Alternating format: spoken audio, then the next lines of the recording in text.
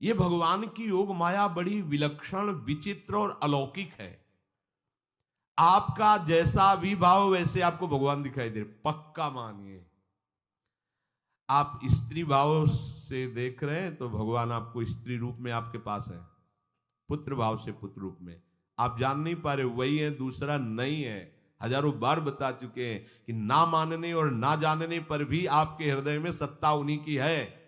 जिस दिन वो भगवान अंतर ध्यान हो जाते, प्यारे पुत्र, प्यारी पत्नी, प्यारे सुहृद मित्र आदि को आप चिता में जला देते हैं, तो था ना आपके हृदय में आदर, पर आप अनजाने से भी भगवान का ही आदर करते हो। अगर जान करके आदर कर लो तो तुम मुक्त हो जाओ इस दुख से, इस प्रपंच से।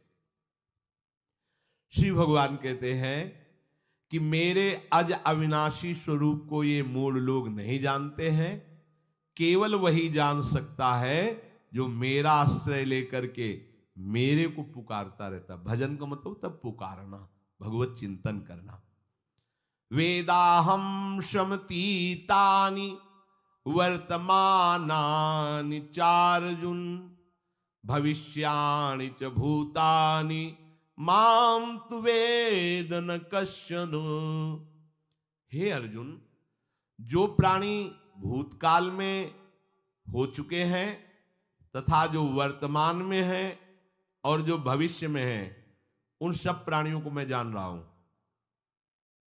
जैसे आंवला ऐसे रख लो तो चारों तरफ से देख सकते हो, ऐसे भगवान अनंत ब्रह्मांडों को, जीवों को एक साथ देख रहे हैं।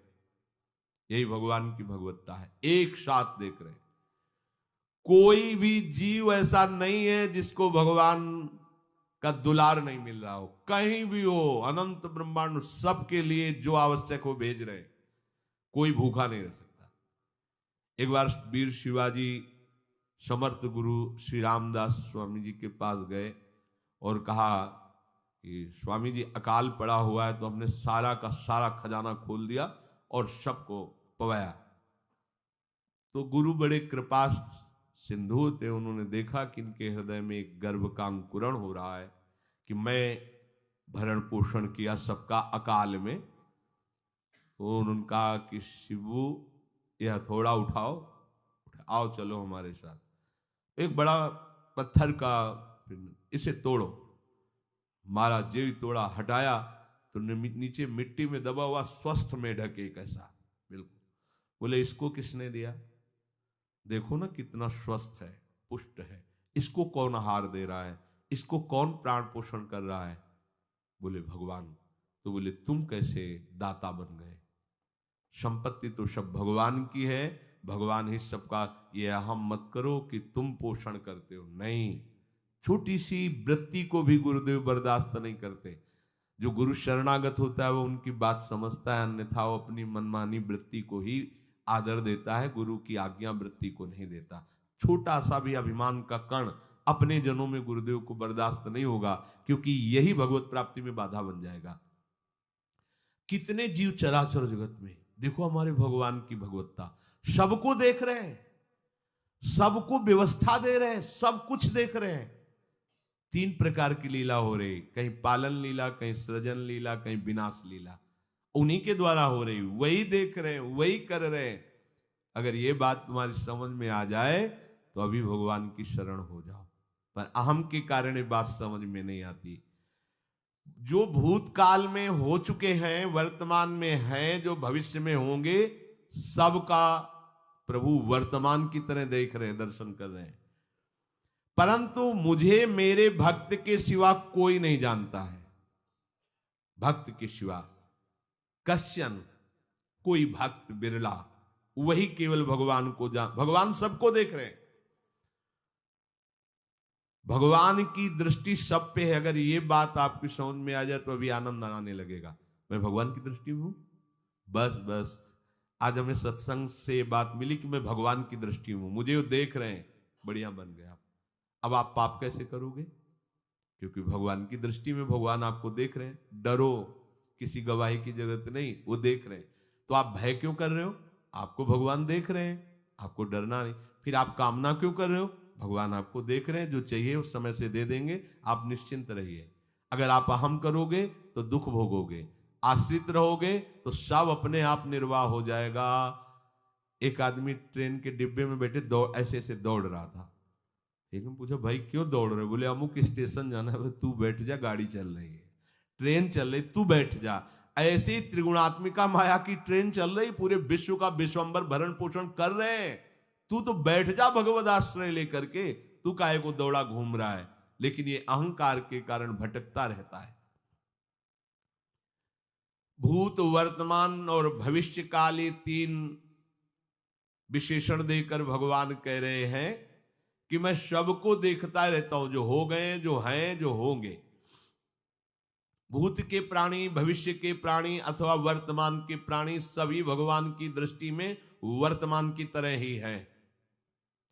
ये भूत, भविष्य, वर्तमान काल केवल हम लोगों की दृष्टि में भेद है, भगवान की दृष्टि में नहीं। हो चुका, होगा, हो रहा है। भगवान की दृष्टि में सब हो रहा है, पीछे का भी, अब का भी, सब सामने चल रही सीन।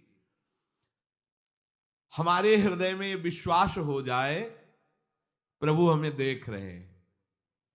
अभी तो हमें ये नहीं पता कि हम भजन कर रहे हैं, भगवान पता नहीं जान रहे हैं कि नहीं जान रहे हैं।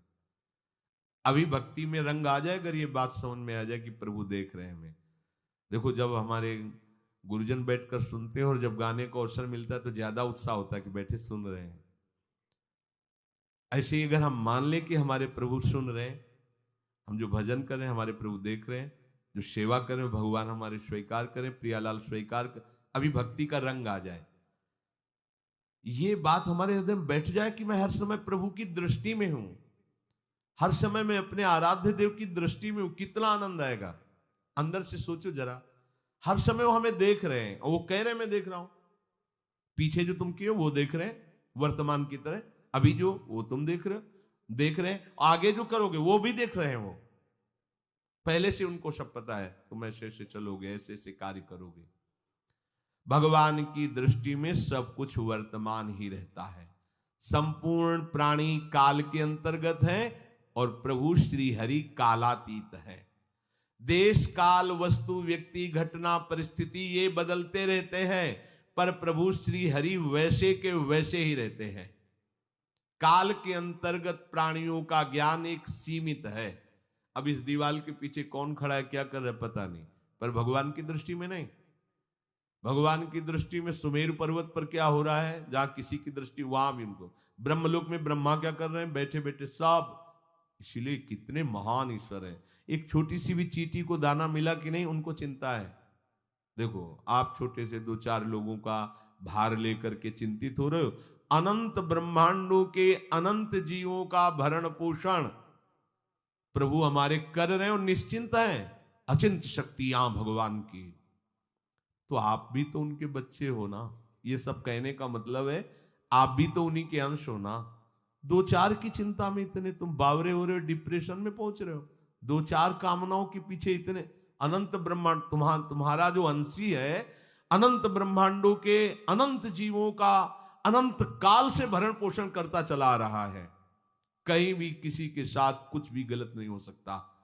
जैसे कहते हैं कि क्या गलत हुआ, देखो ना अभी तो बच्चा था, ऐसा ऐसा हो गया, तो तुम्हारी दृष्टि में बच्चा है, पीछे तो बहुत पुराना है ना, जो कर्म करके आया उसका फल। कहीं भी गलत किसी के साथ नहीं होता, ध्यान रखना।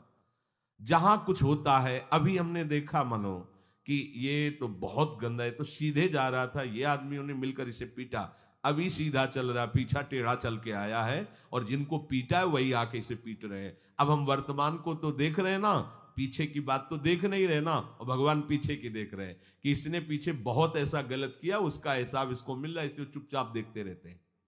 ध्यान रखना, इतना भी गलत नहीं हो सकता इस सृष्टि में।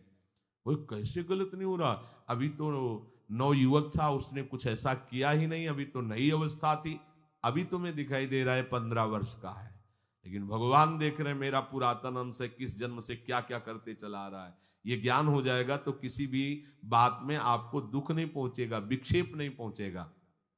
नहीं, बड़े बड़े विक्षिप्त हो जाते हैं। एक गौतमी नाम की महान तपस्विनी थी, महाभारत में कथा आती है, उसका एक ही पुत्र था और उसको सांप ने काट लिया। तो वहां की कुल भी उठा के लाए और कहा, देवी मां ये देखो सांप ने तुम्हारे बेटे को काट लिया। तो उनका इतनी सामर्थ्य सांप की कैसे हो गई कि मेरे बेटे को काट लिया,